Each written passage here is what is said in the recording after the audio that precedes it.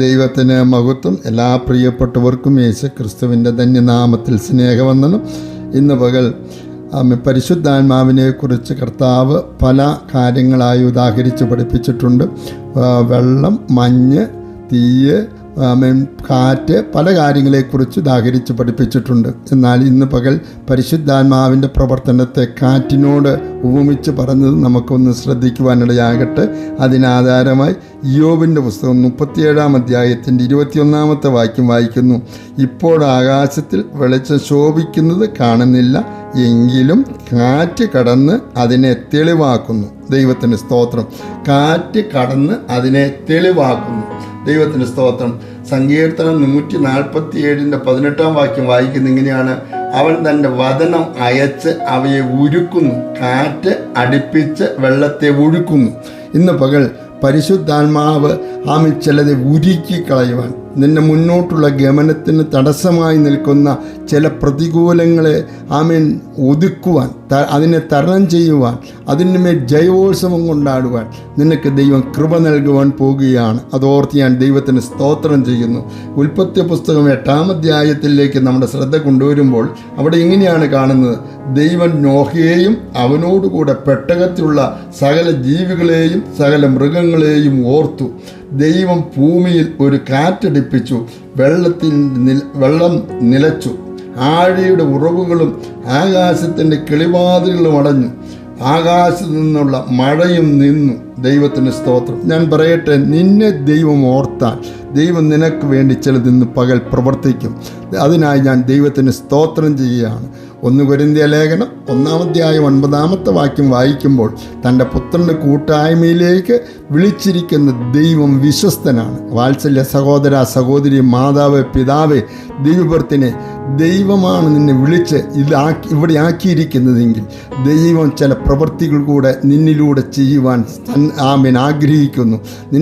നിനക്ക് മുന്നോട്ട് പോകാൻ കഴിയാതെ നിന്നെ തടയുന്ന ചില തടസ്സങ്ങൾ ദൈവം ഇന്ന് പകൽ നിലപ്പിക്കാൻ, മാറ്റാൻ പോവുകയാണ്. ദൈവത്തിന് സ്തോത്രം.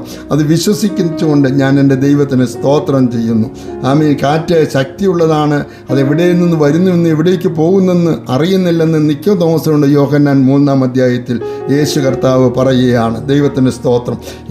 എഗസ്കേൽ 37-ാം അധ്യായം പഠിക്കുമ്പോൾ അതിൻ്റെ 9-ാമത്തെ വാക്യത്തിൽ നികിതന്മാരായി കിടന്ന, ഒന്നും ചെയ്യുവാൻ കഴിയാതെ കിടന്നവരിലേക്ക് ദേശത്തിൻ്റെ 4 ദിക്കിൽ നിന്ന് കാറ്റ് കടന്നു വന്ന് അവർ ജീവനുള്ളൊരു സൈന്യമായി തീർന്നതുപോലെ ദൈവത്തിൻ്റെ ആത്മാവിൻ്റെ ശക്തി നിൻ്റെ മേൽ കടന്നു വന്നാൽ ഒരു വലിയ സൈന്യമായി, ഒരു യോദ്ധാവായി നീ മാറാൻ പോവുകയാണ്. അതിനായി ഞാൻ എൻ്റെ ദൈവത്തിന് സ്തോത്രം ചെയ്യുന്നു.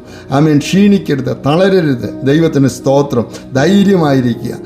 ഞാൻ പറയട്ടെ, കാറ്റടിപ്പിച്ച് നോഹയെ പെട്ടകത്തിൽ വിളിച്ചാക്കിയെങ്കിൽ, ദൈവമാണ് വിളിച്ചാക്കിയതെങ്കിൽ നിശ്ചയമായിട്ടും പെട്ടകം ഉറയ്ക്കാൻ കഴിയാതെ തിന്നി നടക്കുമ്പോൾ ഭാരപ്പെടേണ്ട, ധൈര്യമായിരിക്കുക. ഒരു കാറ്റവൻ അടുപ്പിക്കും. ആ വെള്ളത്തിൻ്റെ ഒഴുക്ക് നിലയ്ക്കും, വരവ് നിലയ്ക്കും.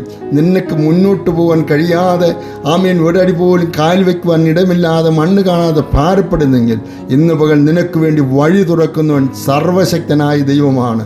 അവൻ വഴി തുറന്നാൽ ആ വഴിയിലൂടെ നീ പോയാൽ നിന്നെ തകർക്കാൻ ആർക്കും കഴിയുകയില്ല.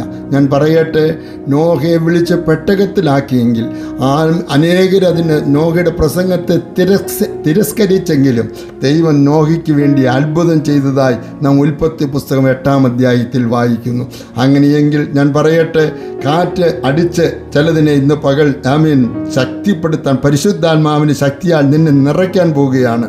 അപ്പോസ്തല പ്രവൃത്തി നാം പഠിക്കുമ്പോൾ പ്രവൃത്തി 2-ാം അധ്യായത്തിൽ ഒരു കൊടിയ കാറ്റ് അവരുടെ മേൽ അടിച്ചതായി നാം കാണുന്നു. അപ്പോസ്തല പ്രവൃത്തി 1-ാം അധ്യായത്തിൽ യേശു കർത്താവ് പറഞ്ഞു, നിങ്ങൾ പരിശുദ്ധാത്മാവിൻ്റെ നിറവിന് വേണ്ടി കാത്തിരിക്കണം.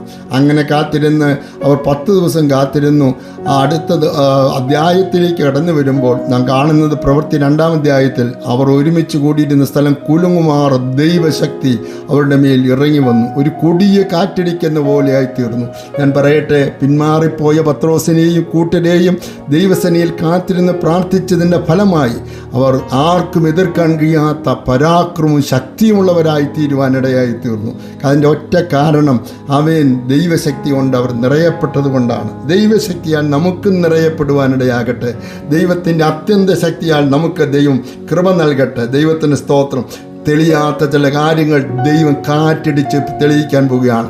ഇന്ന് കയറിക്കിടക്കുന്ന കാർമേഘ പടലങ്ങളെ കണ്ടിട്ട് പകലും ഇരുട്ട് പോലെ തോന്നുന്നതുകൊണ്ട് നീ ഭാരപ്പെടണം. നിന്റെ തോന്നൽ ഇന്ന് പകൽ മാറ്റ്.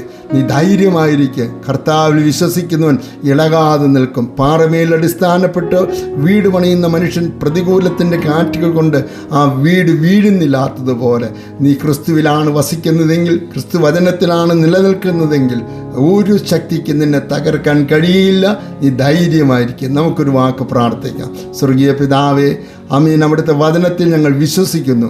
കാറ്റടിച്ചതിനെ തെളിയിക്കുന്നു, അതിനെ ഉറപ്പിക്കുന്നു. അതുകൊണ്ട് ഞങ്ങളുടെ ജീവിതം ഇന്ന് പകൽ എള്ളടഞ്ഞ അവസ്ഥയാണെങ്കിലും ദൈവം ചിലത് ചെയ്യാൻ പോകുന്നതിനായി, ഞങ്ങളെ വിശാലതയിലേക്ക് കൊണ്ടുവരാൻ പോകുന്നതിനായി സ്തോത്രം. യേശുവിൻ്റെ നാമത്തിൽ പിതാവേ, ആമേൻ. കൊടിയ കാറ്റടിക്കേണമേ ആത്മമന്ദമാരുതനീദാസർ മധ്യത്തിൽ. കൊടിയ കാറ്റടിക്കേണമേ ആത്മമന്ദമാരുതനീദാസർ മധ്യത്തിൽ. കൊടിയ കാറ്റടിക്കേണമേ.